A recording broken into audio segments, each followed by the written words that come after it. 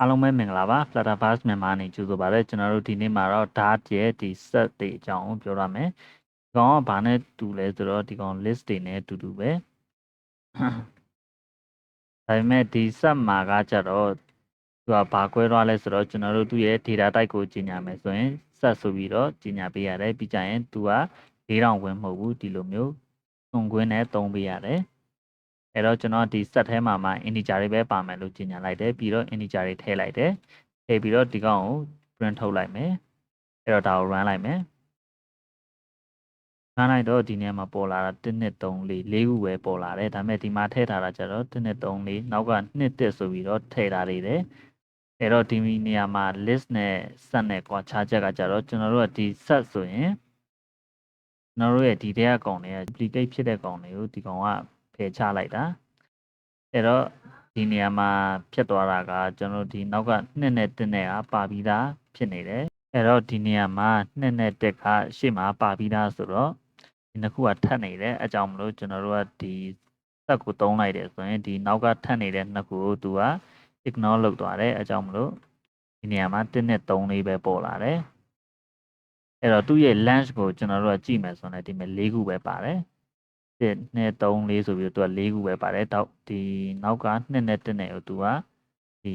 ထပ်နေတာကဏ္ဍနေထပ်နေတာဖြစ်တဲ့အတွက်သူကဒီနေရာမှာဒီဖြုတ်ချလိုက်တယ်အကြောင်းမလို့သူ့ရဲ့ length ကလည်း4ခုပဲပါတယ်အဲ့တော့ဒီရှေ့က list ကိုကောင်းကောင်းရခဲ့တယ်ဆိုရင်ဒီ set ရဲ့ method တွေကိုလည်းကျွန်တော်တို့ကောင်းကောင်းကြီးအသုံးပြုလို့ရတယ်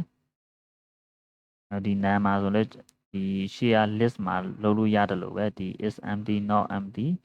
နောက်ထပ်အများကြီး where တွေ add တွေ add all တွေနောက်ထပ်ဒီ contain တွေ different တွေအများကြီးပဲအဲ့တော့ဒီရှေ့က list နဲ့အတူတူပဲဒီကောင်ကအဲ့တော့ add တွေမပြောတော့ဘူးအဲ့တော့ list နဲ့ဒီ list အပြင်နောက်ထပ် list မှာလည်းကျွန်တော်ဒီ copy လုပ်လို့ရတယ်အဲ့တော့ဒီနေရာမှာအရင်ဆုံး set ကိုပြောမယ်အဲ့တော့ဒီရှေ့ကဒီ number ဆိုတဲ့ကောင်ဒီ number set ထဲကိုကျွန်တော်လာပြီးတော့ထည့်လိုက်မယ်ပြီးတော့ print ထုတ်လိုက်မယ်ထုတ်လိုက်တော့ဒီကောင်က1နဲ့3လေးပဲဒီကြတော့ဒီ number set ထဲကမဟုတ်ပဲねဒီရှေ့က number ထဲကကောင်ကိုကျွန်တော်တို့ဒီ remove လုပ်လိုက်မယ်1ကိုလာပြီး remove လုပ်လိုက်မယ်ဒါမဲ့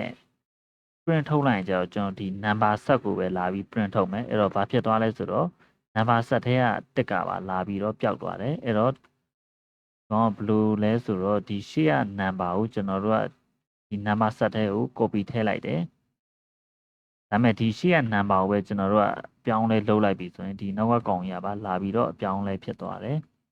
အဲ့တော့ဒီလိုမျိုး copy လုပ်ချင်တယ်ဆိုရင်ခုလိုမျိုးလာပြီးတော့ဒီရှေ့ကကောင်ကိုဖြတ်လိုက်ပေးမယ်နောက်ကကောင်ကိုလာပြီးတော့ပြတ်တာမျိုးမဖြစ်ချင်ဘူးဆိုရင်ကျွန်တော်တို့ဒီနောက်ကနေ to list ဆိုပြီးတော့ဒါမှမဟုတ် to set ဆိုပြီးတော့ထည့်ပေးရတယ်အဲ့တော့ထည့်ပြီးတော့ run လိုက်မယ် run လိုက်တော့ကျွန်တော်တို့ဒီနေရာမှာဒီ number ကျွန်တော်တို့ဒီရှေ့က number ကို to set ဆိုပြီးတော့ set အနေနဲ့ပဲပြောင်းလိုက်မယ်ပြောင်းပြီးတော့မှဒီထဲကိုကောက်ထည့်လိုက်မယ်အဲ့တော့သူ့ရဲ့ဥစ္စာကိုကျွန်တော် print ထုတ်လိုက်မယ်1နဲ့3လေးပဲပြီးကြတော့ဒီရှေ့က number တွေကကောင်ကိုလာပြီး remove လုပ်မယ်လုပ်ပြီးတော့ဒီ number set ကိုပဲလာပြီး print ပြန်ထုတ်လိုက်တော့ဒီကောင်ကမပြောင်းလဲဘူးဒီ1နဲ့3လေးပဲရနေတယ်ဟုတ်ပြီနော်အဲ့တော့ကျွန်တော်တို့ဒီလိုမျိုး set တွေ list တွေကို copy လုပ်ချင်တယ်ဆိုရင်နောက်ကနေ to set ဒါမှမဟုတ်ရင် to list ဆိုပြီးတော့လာပြီးသုံးလို့ရတယ်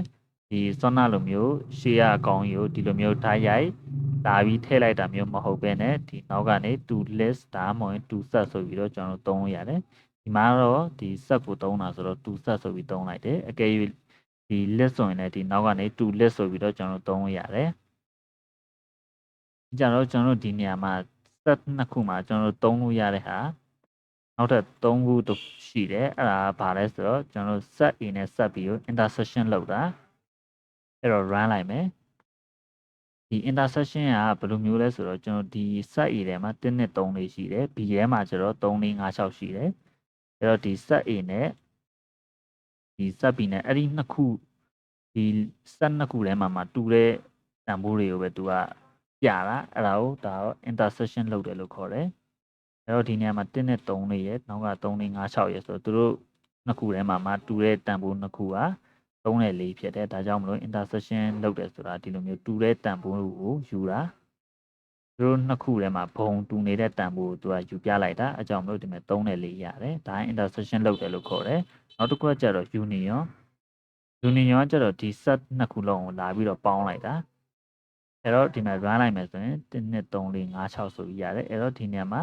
1 2 3 4ရဲ့ဒီမှာ3 4 5 6ရဲ့ဆိုပြီးတော့ဒီ3နဲ့4ကနှစ်ခုပါနေတယ်ဆိုပေမဲ့သူကဒီတန်ဖိုးတွေထပ်မနေဘူးအဲ့တော့ထပ်မနေဘဲနဲ့သူကဒီပါတဲ့တန်ဖိုးတွေကိုပဲ union လုပ်ပြသွားတာအကြောင်းမလို့ဒီမှာ1 2 3 4 5 6ဖြစ်သွားတယ်ပြီးတော့ဒီကောင် set ဖြစ်တဲ့အတွက်ဒီသူ့ရဲ့တန်ဖိုးတွေကတစ်ခုနဲ့တစ်ခုလာပြီးတော့ထပ်မှာမဟုတ်ဘူး okay အဲ့တော့ဒါက union ပြီးကြတော့ different လည်းရှိတယ် okay ဒီမှာ set a ပြီးတော့ different ဆိုပြီးတော့ b ဆိုပြီးတော့လှုပ်လိုက်တယ်အဲ့တော့ set a ထဲကမှဒီ set b ထဲကကောင်နေ set b ဘယ်လိုပြောရမလဲ set a ထဲကနေဒီ set b ကိုနှုတ်လိုက်တာအဲ့တော့ဒီတူတဲ့ကောင်တွေသူကလာပြီးတော့ဖယ်ပလိုက်တာဖြစ်တဲ့အတွက်ဒီနေရာမှာ1နဲ့2ပဲရတယ်အဲ့တော့ဒီဟာကိုပြောင်းပြန်လုပ်လိုက်မယ် set b ထဲကမှကျွန်တော်တို့ set a ထဲကတူတဲ့ကောင်ကိုလာပြီးတော့နှုတ်မယ်လို့ပြောလိုက်မယ်ဒါဆိုရင်တော့9 6ရတယ် okay အဲ့တော့ဒီ set a ထဲမှာရှိနေတဲ့တူညီနေတဲ့3နဲ့4ကိုလာပြီးတော့နှုတ်လိုက်တာဖြစ်တဲ့အတွက်ဒီနေရာမှာ9နဲ့6ပဲရတယ်အဲ့တော့ဒါဆိုရင်တော့ဒီ set ကိုနားလည်လိမ့်မယ်လို့ထင်တယ်ဒီ set ကပြောရမယ်ဆို list နဲ့တူတူပဲကျွန်တော် list ကိုကောင်းကောင်းသုံးတတ်တယ်ဆိုရင်သူ့ရဲ့ method တွေကိုလည်းလာပြီးတော့ကောင်းကောင်းအသုံးချလို့ရတယ်အဲ့တော့သူတို့နှစ်ခု꿰ပြတာကျတော့ကျွန်တော်ဒီ set ဆိုရင်သူ့ရဲ့အထက်ကတန်ဖိုးတွေကဒီ duplicate မဖြစ်ဘူး